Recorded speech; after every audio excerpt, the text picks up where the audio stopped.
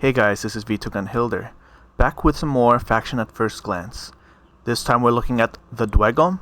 Now the Dweghom is not an army that I actually play myself, however I've got a bunch of experience playing against them. And honestly, they're a pretty cool army, and here are my thoughts as a person who mostly plays against them, who's never really built an army with them, but still know the lore. Long ago, a race of actually aliens came to a planet that was filled with life and foreign to these people. They called the planet Aya, and on this planet of Aya, there were creatures known as dragons, intelligent beings with incredible power, might, and were honestly seeking for ways to expand themselves. They had generations of aggressive children, which were not exactly the true dragons that were encountered by these aliens at first, but these smaller, lesser dragons declared war on the aliens. And thus began the first ever war on Aya between the primordial two races. The first one are the exiles, which were the aliens, and the dragons. Well, the dragons and the exiles made peace at some point.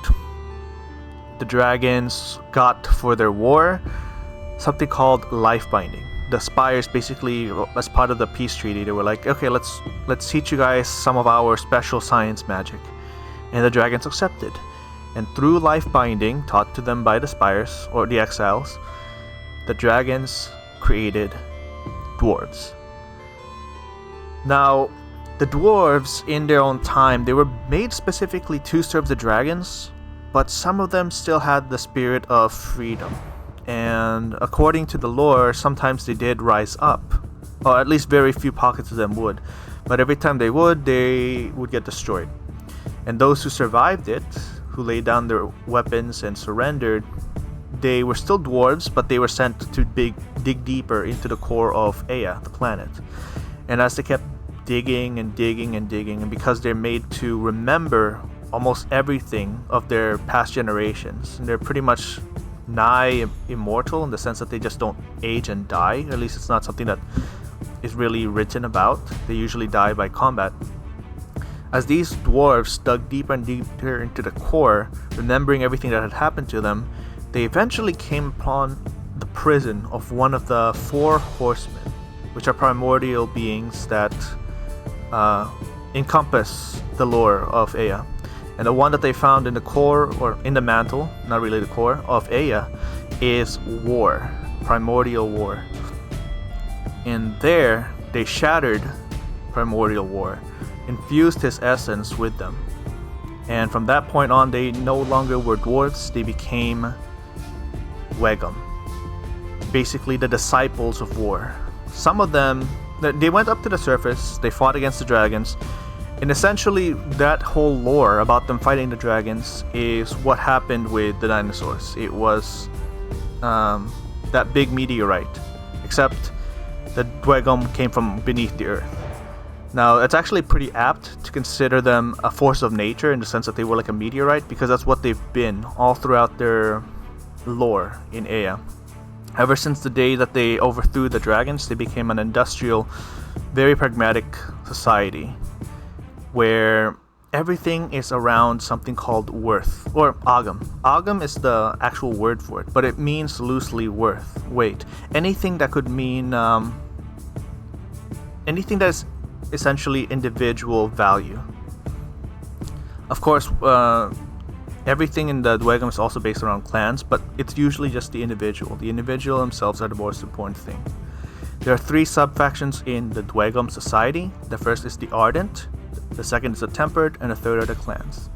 Each of them have different influences, and they all approach what happened with war differently. For the Ardent, their entire perspective on it is that they want to embrace it. They've already been unbalanced, because that's what, in order to become magical, you have to be unbalanced. The Ardent, the Dweghom society as a whole is kind of a very magical society in itself, or at least they have a lot of gifted. The Ardent embrace that unbalancing. They want to become further unbalanced. And they're the most warlike of the Dweghom, even though they're already entirely warlike. The second is the Tempered. Their entire view on war, the primordial war embedded in them, is that it's another form of slavery. They are slaves to their passions, and so what they want to do is overcome that. They don't want their race to die out, the Dweghom. They want to overcome their emotions, these things that tie them down now towards this awful need to destroy. And then the last one are the clans, which are basically just anyone else who hasn't fully gone one way or another. Or they're specifically balancing between both, because the Ardent and the Tempered are both, in a way, religious cults within their society. So this is what Parabellum describes them as. Dweghom are slow, tough, and implacable, as one might expect of their ancestry. However, what truly makes them unique is their magic. With access to fantastic combat magic and defensive spells, Dweghom are capable of being an elemental hurricane on the battlefield, throwing out walls of fire, slowing enemies down by turning the very earth they stand upon against them. Combined with very powerful elite infantry and strong specialized non-infantry choices to round out the army, Dweghom players tend to decide where they want to go on the table and relentlessly carve a path there no matter the odds. Alright, so my thoughts on this. The Dweghom are well described here. Again, Parabellum know their armies, and I think that they playtest them often enough that they know exactly how to describe their army well. And truly, the Dweghom spellcasters are a menace. Wherever you go, if you're facing a Dweghom and they don't bring a magic caster, you're not facing a Dweghom, you're just facing tough dwarves. That's about it.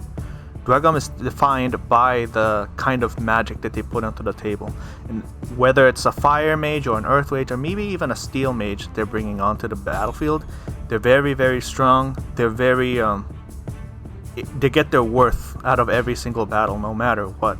They just do a lot of damage. And in addition, yes, Dweghom have historically had some of the most annoying, most powerful infantry in the game. Back in 1.5, the Dragonslayers were exceptional, because at that time it was based on models' wounds, and it's essentially, if you were to convert 1.5 to 2.0 right now, when we're looking at Dragonslayers, every stand of Dragonslayer would essentially have 8 wounds per stand and 4 defense. They've been nerfed quite a lot since then, especially in 2.0. However, it still doesn't change the fact that Dragonslayers are still, I would say, considered the elite infantry, like the standard for which any elite heavy infantry will be measured against. They're just that powerful. Alright, let's take a look at the Dweghom regiment roster. Now, keep in mind that I'm only going to compare Dweghom stuff with my thoughts in general for what would make a good, let's say, skirmishing unit, or what makes a good infantry unit. So this is just a general thought, my own opinion. Also, do keep in mind that the Dweghom roster is very expensive points-wise. Literally, I think they might be the most expensive stand per stand basis, or just even the initial buy-in to their regiments. The lowest points one that I saw was like 125, if I remember correctly. So yeah, just keep in mind, in terms of cost efficiency, you really have to play your cards right if you're Dweghom. The Hold Ballistae I would consider them a mid-tier light skirmishing unit. I think these are the ones that I was talking about at 125 points. They're extremely cheap for a Dweghom unit, but they have defense 3, so that makes them among the toughest skirmishers in the game currently. They're decently fast. They have 5 march, so use them as a turret. Mobile turret, you can just sit on top of a hill and start firing down. Or they could also function pretty well as a screen, because they do have a pretty high defense. They are pretty good as an anti-size too. So for example, if you have facing against 100 kingdoms and they have knights behind their screen, these guys are great for just clearing the board and maybe even engaging the enemy screen if you need to. But you can just set them down and shoot over the screen and into the knights. The Flame Berserkers. Now these are a high tier light infantry regiment. They're pretty expensive for what they are, especially for a light. but they have a bunch of attacks. They're a pretty nice looking blender, and they also have AOD, if I remember correctly, Aura of Death. I would never really, if I was playing the Dweghom, I would never bulk these guys. They seem better as just fast engagers. I say fast, but again, like everything in Dweghom seems to be speed 5 really, a March 5. I wouldn't build these guys up much because they already have a decent defense, and as a light, what you really want them to do is just start early engagement as soon as possible. Additionally, if you get them into combat, one of the things that you can do as Dweghom specifically is you can deploy even behind your troops that are already engaged in combat. No other army can do this. If in the game of Aya, if you have let's say a light cavalry troops, the mounted squires of the 100 Kingdoms, if they engage an enemy, they cannot form a reinforcement line behind them anymore. You move on to the next regiment behind them. But for the Dweghom, they can specifically ignore that. They can still deploy behind the troops that are currently engaged in combat so long as no enemy has crossed their reinforcement line. But anyway, back to the thing I was talking about, Flame Berserkers. I haven't really seen these often. It's either between these and the Inferno Automata. But these, I think, are pretty good for what they do. Next up are the Inferno Automata. Now what these guys do that's different from the Berserkers is that these guys are brutes. I consider them high tier because they have Aura of Death 2, which I think I said for the Berserkers they had 2. No, they have 1. So these brutes specifically have Aura of Death 2, and they have impact hits, which means when they land onto the enemy, they can also do damage on the charge. These guys are expensive to bulk up, but I mean, I guess you could do that. They're pretty reliable at fighting though. Not quite as blendery as the Berserkers, but they get the job done. They're pretty good at countering enemy lights, especially fast lights who are trying to build up momentum by gaining as much distance as possible. So they're good at that. That's why I consider them a counter light. It's interesting that they're under the Tempered Sorcerer list, because considering their appearance and what they are, you would think that they're under the Ardent. But it makes sense lore-wise, and it's really cool to see that the Tempered Sorcerer would have these, because yes, while the Ardent essentially power up these automata, or at least discover them, it is usually under the Tempered faction that they're given permission to enter the battlefield. It's basically like a checks and balances sort of thing between the Ardent and the Tempered. Alright, so the Hold Warriors. Now I've been kind of generous with the ranking for the previous regiments, so seeing a low tier here might surprise some of you, but I think honestly these are low tier medium infantry. The reason being is that these are your core regiment. You're supposed to bring more of them, especially if you want them to be reliable. They need wounds. Their reliability partly is coming from their defense. They have really high defense, but I mean, for a medium troop, you're expecting at least defense 3, maybe even defense 4 for a good amount of them. These guys, however, they don't really hit that hard at Clash 2. And worse, they have Resolve 2, which is pretty low and very important for a Dweghom list. If you want to crush Dweghom, you have to target that Resolve, honestly. But if you put them under a Hold Ray, or you put them with a Hold Ray, all of a sudden these guys become monstrous. Initiates belong to the Ardent group.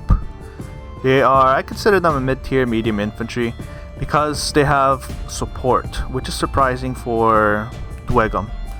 They're determined and cheap, having higher resolve than the previous ones, the Hold Warriors. They're cheap, but they're not that cheap. Honestly, yeah, like most other things in the Dweghom, I'd say 4 or less. Hold Warriors are the only things that you would probably change from that. You could see them as 5 or 7 or 8. They're pretty good at supporting troops for any Kerawegh though. Wardens. So we have another tier for the Ardent. These I'd consider them mid-tier, medium infantry, which means they can definitely hold down. These are expensive anti-armor, but they're pretty good at blending down the enemy. So put them on deploy them in a way that would probably be around the flanks, so you could get into the enemy and start destroying them. That's what blenders usually are for.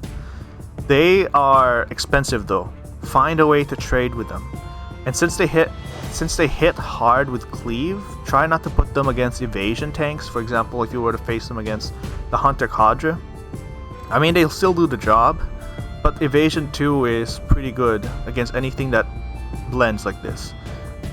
The Fireforged, the first of many of the tempered specialized units, and honestly the bane of my existence. How many times have I tried to kill these guys or have been shot down by them? Mid-tier medium skirmish units, they're excellent rangers, despite having only 14 inches of range. It's because of their high defense that really is annoying, because they're so good at clearing the space and even then dueling higher ranged regiments. Keep them as MSUs because they don't really need that much support. They're really expensive to bulk. Like many of the other units for the Dweghom, I think that it's cost inefficient to really bulk up most of them, except for those hold warriors that we were talking about earlier. These are great regiment to have for a combat tempered sorcerer, like a foot sorcerer that you want to be out in the front lines. These guys are good ones to hold them down. The Hellbringer Drake. Oh my gosh, one of the strongest, most annoying creatures in the Dweghom list. High tier medium skirmish monster. This thing is size 3. That means that wherever it sees within its 16-inch range, it will shoot at. Doesn't matter how small or how big your guy is, it has sight on you. I even once asked in the Discord, like, is it possible for a size 1 to hide behind a size 2? Let's say like a hill, or maybe knights hiding, well, the knights obscuring something like a very important size 1 regiment. Nope, this thing will see over both the knight and the thing that's hiding behind it. So if you have the Hellbringer Drake, really measure, like if you're facing against this thing, measure your distance. Try to see if you can get to it, but even if you do, usually it's got a tempered sorcerer, and that tempered sorcerer spells will kill you. Like, yeah, it's just really hard to get rid of this thing unless you get rid of the enemy's front line first. And Dweghom, if you're using this thing, I would recommend just firing first at the enemy's front lines. Like, if you can get rid of the enemy front lines, then your front lines can push forward and your elites can crush any sort of resistance. This thing is primarily made to destroy enemy core troops. Let's say you're facing the Old Dominion, shoot down the Legionnaires. And then if you're within range, use your special draw event thing, cash it in, and just fire at the Varangian Guard or the Praetorian Guard. Now this is coming from an Old Dominion player who loves my troops, but I mean, if I was talking about it tactically with you, that's what I would do. And if I may be salty, guys, nerf this thing. Hold Thanes are a very good unit, honestly. However, it suffers from just being slightly inferior. Or no, when I say slightly, I mean actually a good amount. They are definitely inferior to the Dragonslayers. They are a hybrid hammer and anvil unit, but who would bring them? You know, like, why would you bring a hybrid when you have one of the best hammers in the game? Still a determined grindstone, great at just holding down an objective. Needs raised buffs to really do much more than that. If they're not guarding the Ray, then yeah, just use him to hold down objectives. Because he's also really good with just being with the hold warriors, you know, to provide the front line buffer. Saving the very best for last, we have the Dragonslayers. Dragonslayers, the standard for any high tier heavy infantry. Currently, they might be challenged by the Varangian Guard of the Old Dominion. But yes, this is the super elite of all super elites. Just like the Varangian Guard, when I start doing the Old Dominion, these guys are a delete button. Complete board sweepers. Whatever they encounter, if it doesn't kill them within two rounds, these guys will kill them in less than 2 rounds. At least, usually. Super self-efficient. These guys are lone agents on their own. They don't need any more like assistance really, except for maybe the hold race supremacy ability, the global buff march. But yeah, these guys, if you played them well and if they enter the battlefield at just the right time, close to the battle, that's where you want them to be. If they enter the battlefield at close to the right battle and with the right rhythm, you will pay back these guys' costs and more. Keep them at like 4. You could even keep them as MSU really. I've seen people bring 2 regiments of these as MSUs and they do fine. They are terrifying to fight against.